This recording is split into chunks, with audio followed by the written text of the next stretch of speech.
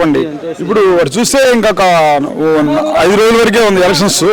మరి కూటమి ప్రభుత్వం వచ్చింది అనుకుంటున్నారా, లేకపోతే మళ్ళీ జగన్మోహన్ రెడ్డి గారు ప్రభుత్వం ఏర్పాటు చేస్తారనుకుంటున్నారా? కూటమి వచ్చే అవకాశమే లేదు. 140 సీట్లు కానీ పైకి కానీ జగన్మోహన్ రెడ్డి ప్రభుత్వం ఏర్పడిద్ది. మరి జగన్మోహన్ రెడ్డి గారు 175 అంటే మీరు 140 అంటారు. అంటే ప్రభుత్వం రోజు రోజుకి ఇదవుతుందంటారా? కొంత మధ్యలో నాయకుల వల్ల కొన్ని సీట్లు పోయే అవకాశాలు ఉన్నాయి.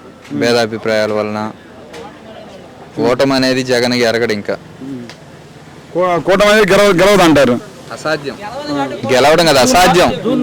ఒకటండి, మీరు అసాధ్యం అంటారు, దాన్ని సాధ్యం చేస్తాను అన్నాడు పవన్ కళ్యాణ్. కూటమి విజయం సాధించిద్ది, జగన్మోహన్ రెడ్డి ఇంటికి వెళ్ళిపోతారు అంటున్నాడు. సాధ్యం చేసే వ్యక్తి అయితే అంతకుముందు 2 చోట్ల ఓడిపోయాడు. ఇప్పుడు కాపులు ఉన్న చోటే ఎంచుకోవాల్సిన అవసరం ఏముంది? సాధ్యపరిచే వ్యక్తి అతను నేను సీఎంగా నేను చేస్తాను అంటలేదు, వాళ్ళని గెలిపించండి అంటున్నాడు. కానీ ఆయనకే దిక్కు లేదు. ఇంకా ఆయన జగన్ ఓడించే దమ్ము ఎక్కడ ఉంది ఆయనకి?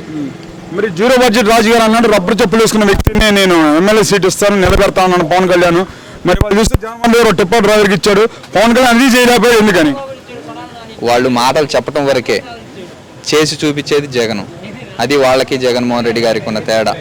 ఈరోజు వాళ్ళ కుళ్ళంతా ఏమి లేదు, పెత్తందారులకి అధికారం ఇవ్వట్లేదు, సామాన్యులని పైకి తీసుకొస్తున్నాడు, అదే వాళ్ళ కుళ్ళు, అంతకుమించి ఏం లేదు. మరి సామాన్యులు పైకి తీసుకురావడం తప్పంటారా? అది వాళ్ళు ఓర్చుకోలేకపోతున్నారు. పేదల గురించి మంచి గురించి ఆలోచించే వ్యక్తి జగన్మోహన్ రెడ్డి కాబట్టి ఆయన ఎట్లయినా అణిచివేయాలని. ఈ రోజు వాళ్ళు ఎంత అయితే జగన్మోహన్ రెడ్డి గారిని అణిచివేయాలని చూస్తారో అంతకంత భవిష్యత్తులో ఎదుగుతాడు రాజకీయంగా. మరి ఇప్పుడు పేదలకు ఇచ్చే సంక్షేమ పథకాల మీద అటు చూస్తే ఏదైతే ఉందో చాలా దుష్ప్రచారం చేస్తారు. వాలంటీర్ వ్యవస్థ మీద కూడా దుష్ప్రచారం చేస్తున్నారు. మళ్ళీ ఇప్పుడు మేము వస్తే అదే వాలంటీర్ వ్యవస్థ కొనసాగిస్తాను చంద్రబాబు నాయుడు అన్నాడు. వాళ్ళ సిగ్గు శరం ఏ మాత్రం కూడా లేదు. ఒకప్పుడు ఇదే వాలంటీర్ని ఎంత నీచంగా మాట్లాడారు. ఈ పవన్ కళ్యాణ్కి విలువలు తెలిసిన వ్యక్తి అయితే, నీతి కలిగిన వ్యక్తి అయితే ఒకప్పుడు వాలంటీర్ని ఎలా మాట్లాడారో ఆయన విశ్లేషించుకోమనండి. ఇదేనా అదే వాలంటీర్లకి మేము 10,000 ఇస్తామంటాం, ఎంతవరకు కరెక్టో?